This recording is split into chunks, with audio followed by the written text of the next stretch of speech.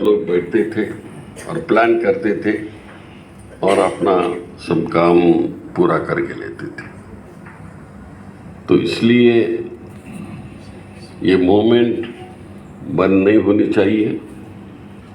इस देश में सर्वधर्म सब को ठिकाना चाहिए और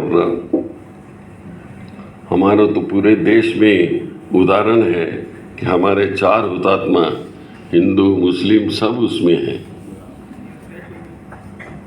तो जिन्होंने देश के लिए जान अपनी दी और देश को स्वतंत्रता मिलवाई।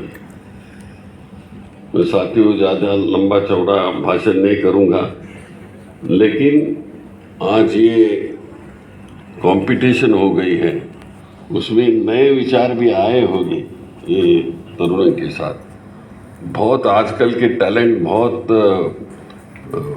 वैचारिक भूमिका लेके चलते हैं और जब ये उम्र होती है उनकी कि 12 से 20 तक नया विचार लेके आगे चलते हैं, उससे ही एक आधे दूसरे प्रेरित होके एक हमारा एक बड़ा राष्ट्रीय नेता हो जाएगा। इसके लिए मेरे दिल में कोई शंका नहीं है। हमारे वकार साहब सभी यहाँ ये थोड़े लोग हैं,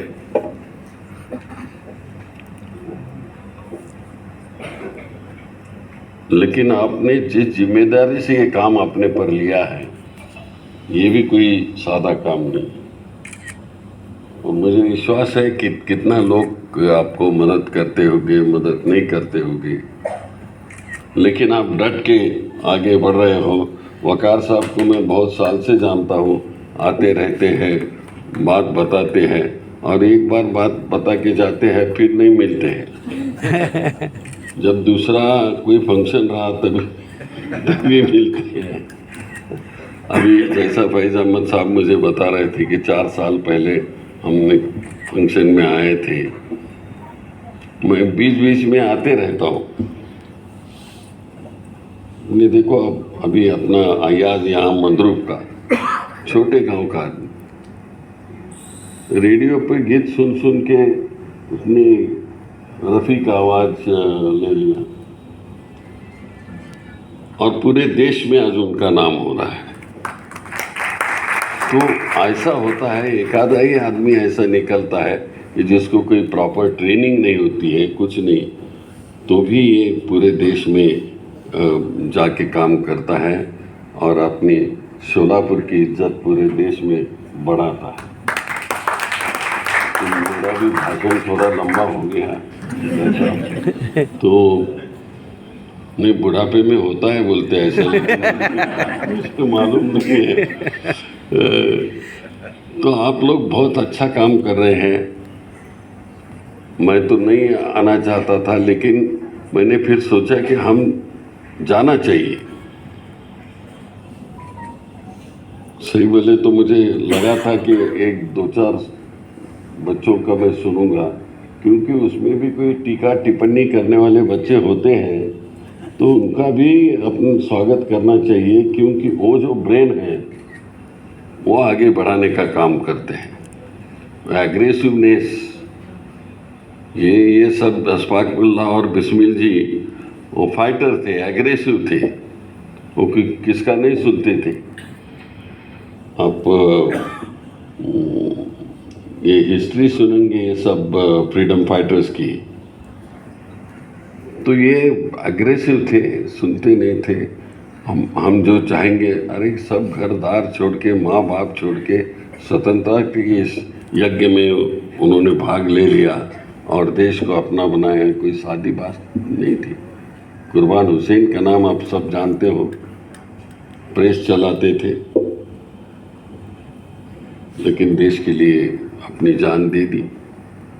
तो वैसे तैयार हो सकते हैं ये काम। आपने, मैं तो बोलूँगा कि ये फैक्ट्री आप चला रहे हो हर साल, और ये फैक्ट्री में कोई 5-10 ही मिलेंगे, ज़्यादा नहीं मिलेंगे। और हम भी नहीं एक्सपेक्ट करते और आप भी नहीं एक्सपेक्ट करते होंगे कि जो 5-10 लोग हैं वो आगे ये काम बढ़ाने का करेंगे और अपने राष्ट्रभक्ति का ये प्यार उनसे और भी बढ़ता जाएगा और बढ़ने का काम वो करेंगे। मुझे बुलाया आपने और यहाँ गुलपोशी की से गुलपोशी वगैरह करते रहते हैं। देखिए ये संस्था चलाना बड़ा कठिन काम होता है, कहाँ से पैसे लाते होंगे, क्या करते होंगे, लेकिन बेचारे तो भी करते हैं कि जब अपने इधर कोई मेहमान आते हैं तो उनकी ताज गुलपोशी करे और उनको खुशी से विदा करे। लेकिन ये भी बहुत कठिन काम है, आपको कहीं से ना कहीं से पैसा मिलते रहे, ये मैं प्रार्थना करता हूं। साथियों बहुत धन्यवाद आपको, आपने मेरी तकरीर बहुत शान से सुनी और उर्दू का जो उन्होंने बताया कि मेरे प्रधानमंत्री मनमोहन सिंह वो उर्दू में ही लिखते थे। कहीं ऐसे मैंने जज देखे हैं सुप्रीम कोर्ट में भी उर्दू में लिखते थे, फिर ट्रांसलेट करके अंग्रेजी में वो, लेकिन जैसे संस्कृत हंसते हंसते चले गई वैसे भी उर्दू जाने की तैयारी में है, तो उसे प्रोटेक्ट करने का भी काम आप कर रहे हैं। इसके लिए मैं बहुत धन्यवाद देता हूँ। धन्यवाद।